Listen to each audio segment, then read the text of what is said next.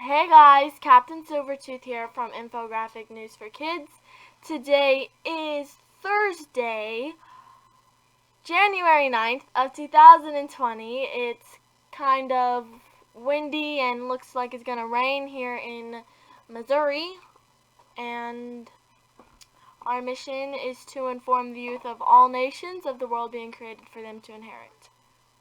The constitutional quote for today is, "It is impossible to rightly govern a nation without God and the Bible," said by George Washington, the very first president of the United States of America. And the answer to my video that was meant for the 2nd of this year is the order of ratification was Delaware, Pennsylvania, New Jersey, Georgia, Connecticut, Massachusetts, Maryland, South Carolina, New Hampshire, Virginia, and New York. And now for the news. Our first article of today is kind of gross, if I'm being honest.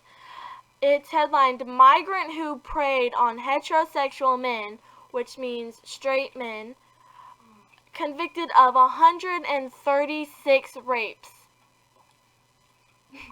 That is, oh my gosh, an incredible of horrible events. It's an incredible amount of horrible events. Like, absolutely horrible.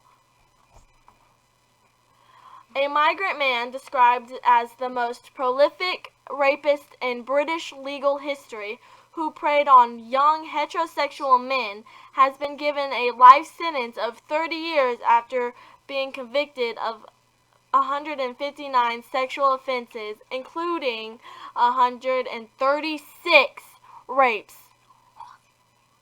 That is horrible. How do you even... No, I'm just not gonna ask. Like, that is horrible. Reinhard Sigaga, I don't think I'm pronouncing that right, but it's pronounced Sigaga. It's kind of odd. Sigaga, I don't know. He is a 36-year-old Indonesian migrant, and he has been found guilty of drugging and sexually assaulting 48 young men, whom he would lure from Manchester nightclubs to his apartment. Yes, you heard me correctly. 48 young men who were drugged and sexually assaulted. He would lure them from Manchester nightclubs to his apartment, where he would film himself raping his unconscious victims. So he is a little sick up here in the head. So, quote, "His extreme sense of sexual entitlement almost defies belief, and he would no doubt still be adding to his staggering tally had he not been caught," said Ian Rushton of the Crown Prosecution Service. In the trial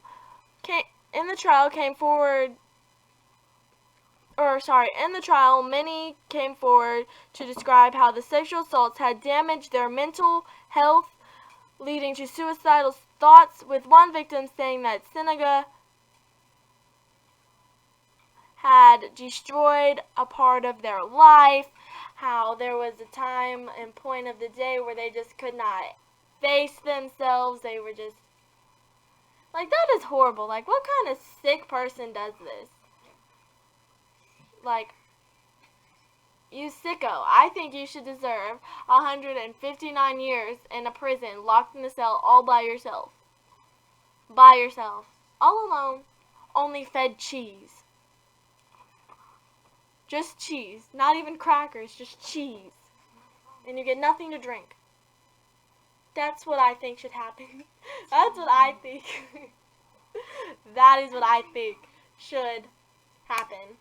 No, he's forced to drink the rainwater. That's what I think should happen. This is just a horrible, horrible thing. Like, what kind of person does this? Let me know your guys' opinions and thoughts. And now we can't go to the dentist. Nevada dentist sets 5-year-old girl's mouth on fire. We can't even go to the dentist without something crazy popping off. Can't go nowhere. The parents of a 5-year-old girl in Las Vegas, Nevada,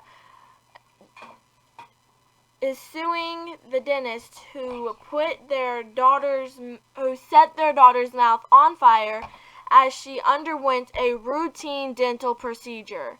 Does that mean he does this to all the children who come in to get this routine dental procedure? He lights all of their mouths on fire?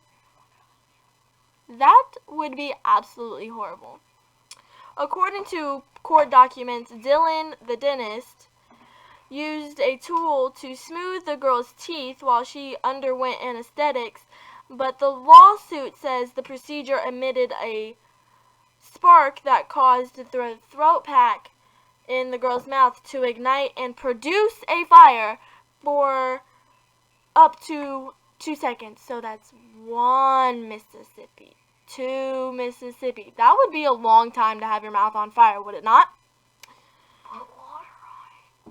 The lawsuit says that the girl was rushed to the University Medical Center where she was hospitalized for 4 days. 4 days. With burns to her palate and to her lower lip. So that is bad. Like, what kind of dentist does this? I mean, I'd understand kind of if it was an accident, but what were you doing that would cause a fire to ignite in a child's mouth? Answer me that, Dentist Dylan. Let me know. Some of the injuries may be permanent and disabling. That is horrible. Like, imagine having a scar right here where your mouth was lit on fire. That just sounds horrible, doesn't it?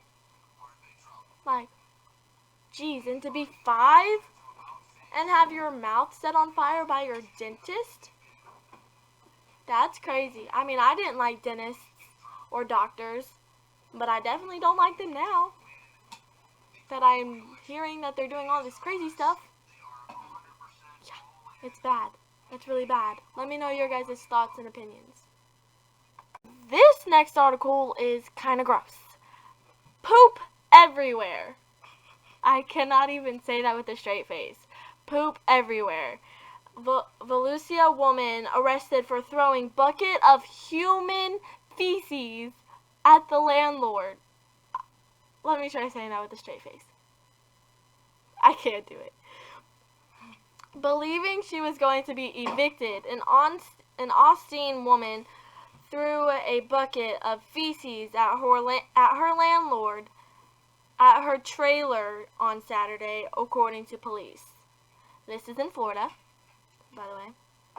Around 5:15 a.m., deputies responded to the 2400 block of Red Ellis in Austin, where Joanne Mercader told them she was attacked by her landlord. Okay. In the body cam footage captured during the investigation, Joanne was wearing dirty clothes and had dried feces on her face. Nope. That is disgusting. Mercader told deputies she blocked the bucket spilling feces on her landlord when the landlord came into her home with the bucket of feces. So they started fighting, and then the landlord picked up the bucket and was about to throw it on the lady, and she blocked it, causing it to spill on both of them. This just sounds horrible. Who keeps a bucket of their poop in their house? Ew. I mean, even if you didn't have a toilet, I'd still dump it out somewhere. When deputies asked Mercader to write a statement, she admitted to throwing the bucket on the landlord when she entered the trailer. So she lied, and she said that she had thrown the bucket on the landlord instead of the other way around. This is disgusting. What kind of person does this? You go to evict somebody, and you get poop thrown on it. What kind of world do we live in? Seriously. This article is headlined, Georgia introduces bill to make transgender students compete as their assigned birth gender. Well, it's about time, and I think everywhere this should be happening everywhere, because it's kind of unfair for a man who says he's a woman to go fight up against a woman. I think this is unfair. The Georgia legislature is set to debate a bill that would require students to compete in the category of their birth gender. Good. This is good. The bill was filed by Philip Singleton, a recently elected Republican state representative from Sharpsburg, Georgia. Singleton said that his bill is aimed to eliminate the unfair advantage transgender athletes might have, according to the Atlanta Journal-Constitution. This is really good, because if one place does it, it might be like a domino effect, like everything that's bad that's going on in the world, like the gun confiscation, it's like this bad thing that's going on, and it's like dominoes, and every other place is doing it now. Maybe this good thing will have the domino effect, and it'll happen everywhere, because I want to box, but I will only box a girl if I do boxing. I won't do it if he says he's a woman. I won't do it, because there's an unfair advantage there. Or with any sport, I won't do it. Quote, the Student Athlete Protection Act is designed to ensure that biological boys will compete in sports against other biological boys. And it'll be vice versa for girls. So no matter if you wear a dress to school and you got your hair braided like a girl, you're still going to compete with boys in a basketball game or something. Or in a track run or whatever. However, the bill only concerns individual sports such as track and would not affect team sports such as football or baseball yet.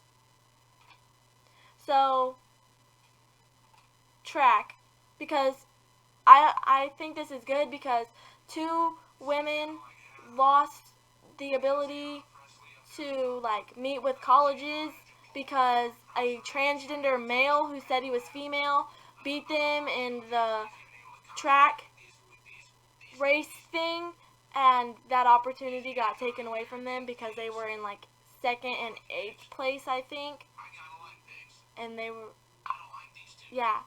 So I think it's really good that Georgia is doing this, because like I said, maybe it'll be like a domino effect where one good thing happens one place and it happens everywhere else. Because like I said, I won't do a sport with a person who says they're a woman when it's quite obvious that they're a man, or if they're a boy and they say they're a girl. If it's obvious, I won't do it. I will stop right there. So yeah, I think this is a good thing. Let me know your guys' opinion, and I think it's about time that this thing starts happening everywhere. It needs to happen everywhere, because it's literally everywhere where people are talking about how this man beat them in a wrestling competition because he said he was a woman and all of that. It's just unfair, and I think it needs to start happening everywhere in the world. Let me know your guys' opinion. And I have for you today, so we're going to jump into the constitutional question and the Bible verse. The Bible verse is, "The Lord is my rock, my fortress, and my Savior." That is Psalms 18:2. The Lord is my rock, my fortress, and my Savior. As he should be. And the constitutional question for today is, in each instance, what was the vote? In each instance, what was the vote? Do your research, get back to me, and I will see you in my next video. instance, what was the vote on ratification? That's the constitutional question for today. Like I said, do your research, get back at me, comment it down below. I hope you like, comment, subscribe, share, and I'll see you in my next video. Bye.